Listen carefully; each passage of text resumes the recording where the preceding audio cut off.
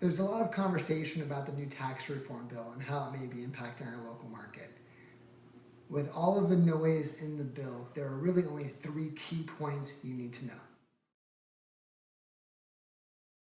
Number one, the mortgage interest deduction is less significant than you might think.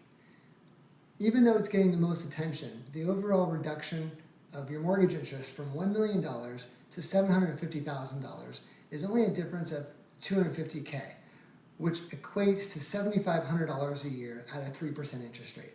So as you can see, that's fairly insignificant, especially when looking at the kind of tax liability the local families have in our community. Number two, the new cap to state and local taxes of $10,000. This will be the most significant change to our community because previously there was no cap in that deduction, where many families had a deduction in excess of $100,000. The new cap of $10,000 is a dramatic change to that. Now, if you fall into the AMT category, you already were unable to deduct a portion of those expenses, so the impact may be less dramatic.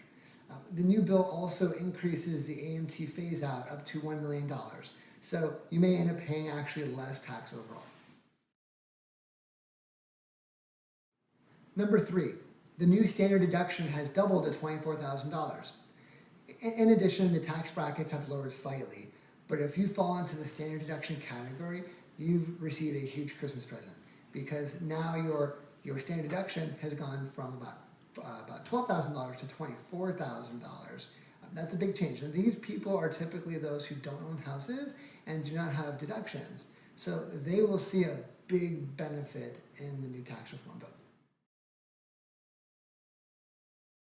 Bottom line, the tax changes are fairly insignificant to our area because one, the mortgage interest deduction is such a nominal amount, and two, since most of the families in our area fall into the AMT category, they've been unable to take advantage of the state and property tax deductions in its entirety.